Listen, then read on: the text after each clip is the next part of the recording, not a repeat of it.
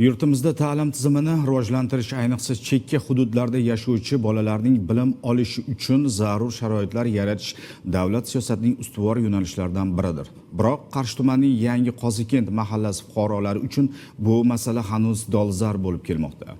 Manzilda qariyb 200 nafar maktab yoshidagi bolalar bo'lsa-da, na maktab va na unga eltuvchi xavfsiz yo'l qilinmagan. O'quvchilar har kuni 5-6 kilometr masofani bosib, qo'shni qishloq maktabiga qatnashishga majbur bo'lmoqda. Xo'sh, aholini 15 yildan buyon qiynab kelayotgan ushbu muammoga qachon yechim topiladi? Muxbirimiz ayni savol bilan mutasaddilarga yuzlandi.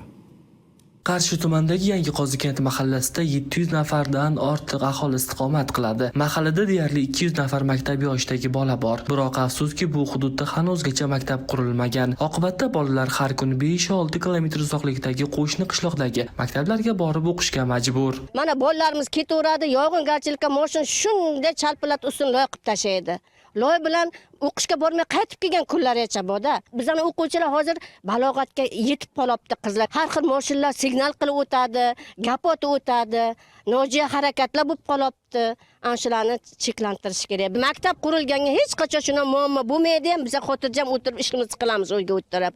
Bu turishga bir ish ham qila olmaymiz. Kunimiz, vaqtimiz ko'chaga bilan o'tib ketadi.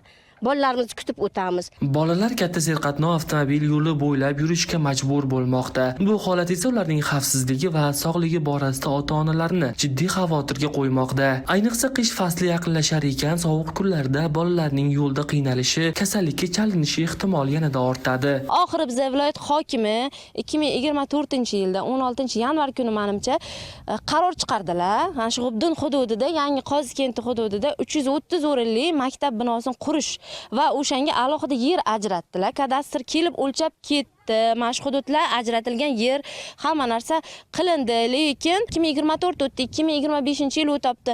Biz bu davr mobaynida xalq ta'lim xodimlariga bir necha marotaba murojaat qildik, lekin natija yo'q. Faqat bizga kelsa maktab yo'q, maktab qurilmaydi, pul yo'q, mablag' yo'q. Aholi ushbu muammo bo'yicha 15 yildan buyon turli tashkilotlarga murojaat qilib kelishadi. 2024-yilda viloyat hokimi tomonidan ushbu hududda yangi maktab qurilishi bo'yicha qaror ham qabul qilingan edi. Ammo oradan bir yil o'tgan bo'lsa-da qurilish ishlari hali boshlanmagan. Buni hozir 26 dasturga qo'yamiz. U o'tib ketganda narki hokim imzolagan. Ko'rdingmi? Eski hokim, narki Stolnik hokim. Bularga shu qolib ketgan loyihalar ular.